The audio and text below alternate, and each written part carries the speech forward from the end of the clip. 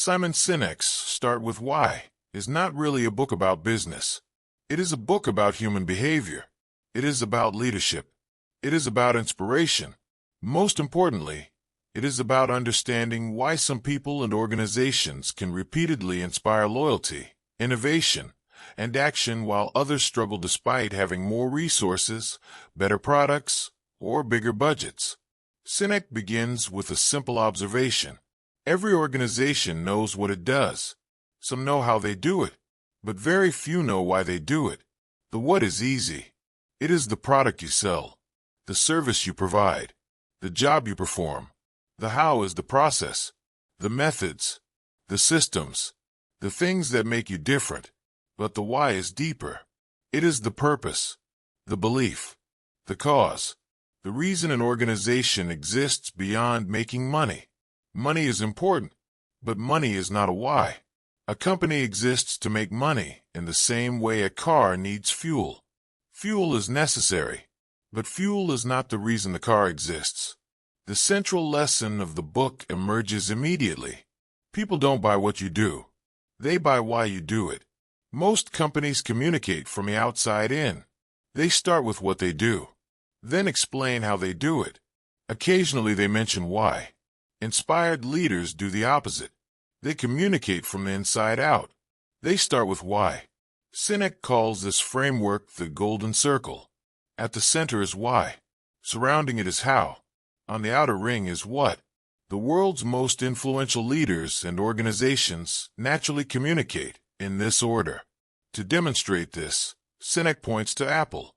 Apple does not market itself by saying it makes computers. Instead, Apple communicates a belief. They believe in challenging the status quo. They believe in thinking differently. Only after expressing that belief do they mention their products. The result is emotional connection. People become customers not because they need a computer, but because they identify with a belief. This introduces another important lesson. Human decisions are not primarily rational. They are emotional. We like to believe we make logical choices. We compare features. We compare prices. We compare specifications. But neuroscience tells a different story. The part of the brain responsible for emotions and decision-making responds strongly to purpose and belief. Logic comes later. Logic justifies decisions already made emotionally. That is why some brands create devoted followers, while others create only customers. One sells products. The other sells identity. Sinek then explores the difference between manipulation and inspiration. Many businesses rely on manipulation. They use discounts, promotions, fear, pressure, scarcity, peer pressure. These tactics work, but only temporarily. Manipulation may create a transaction. It rarely creates loyalty. People return only as long as incentives continue. Inspiration works differently. Inspired people stay because they want to. They believe. They trust. They feel connected. True loyalty emerges when people see their own values reflected in the values of the organization. The book then shifts toward leadership. Sinek argues that leadership is not about authority. It is not about titles. It is not about power. Leadership is the ability to inspire people to move toward a common vision. Anyone can manage. Few can inspire. The best leaders make people feel part of something larger than themselves. Humans naturally seek meaning. We want our efforts to matter. We want our work to contribute to something significant. Leaders who articulate a compelling why give people that sense of meaning. People become willing to sacrifice, to innovate, to endure hardship, not because they are forced to, because they believe. Sinek then examines how organizations lose their way. Most companies begin with a powerful why. A founder sees a problem, develops a mission, creates a movement. Early employees join because they share the belief. Growth follows. Success arrives. Then something changes. The company becomes obsessed with what? Quarterly profits dominate discussions. Processes become more important than purpose. Metrics replace meaning. The original why fades. performance eventually declines. The organization still knows what it sells, but it no longer remembers why it exists. Many great companies have experienced this cycle. The lesson is clear. Success can be dangerous. Without constant attention to purpose, growth can slowly erode the very thing that created success. Sinek introduces the concept of authenticity. Authenticity happens when why, how, and what are aligned. When beliefs match actions. When promises match behavior. When words match reality. People are remarkably good at detecting inconsistency. If an organization claims one thing and does another, trust disappears. Trust cannot be manufactured. It must be earned. Consistency creates trust. Trust creates loyalty. Loyalty creates sustainable success. Another major lesson involves innovation. Many people believe innovation comes from intelligence, or technology, or investment. Sinek suggests a different perspective.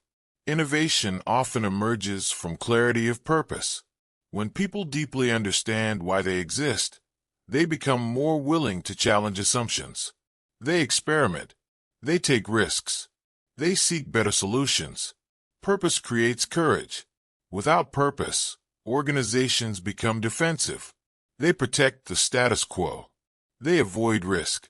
They slowly become irrelevant. The book then explores the famous Wright brothers story.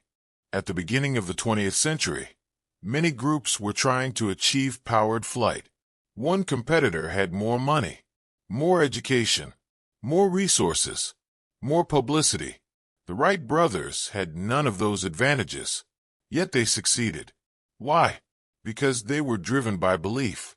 They were obsessed with changing the world. People around them joined the mission because they shared the dream. The other teams worked for rewards. The Wright brothers worked for purpose. Purpose generated persistence. Persistence created breakthroughs. This becomes another recurring lesson. People inspired by purpose can endure extraordinary hardship. People motivated only by rewards usually quit when difficulties appear. Sinek also discusses the law of diffusion of innovation. Not everyone embraces new ideas at the same time. Innovators come first, then early adopters, then the majority, then laggards. The key insight is powerful. You do not need everyone to believe what you believe. You only need enough people who share your why. Those early believers become advocates. They spread the message. They attract others. Movements begin when beliefs spread through communities. Trying to appeal to everyone often results in appealing to no one. Clarity attracts. Vagueness repels. The stronger your why, the easier it becomes to attract the right people. This principle applies not only to customers, but also to employees. People perform best when they feel aligned with the mission. Skills matter. Experience matters. But belief matters too. An employee who believes in the cause often contributes more than one who simply wants a paycheck. The best organizations hire for attitude and belief, then train for skill. Culture becomes stronger. Engagement increases.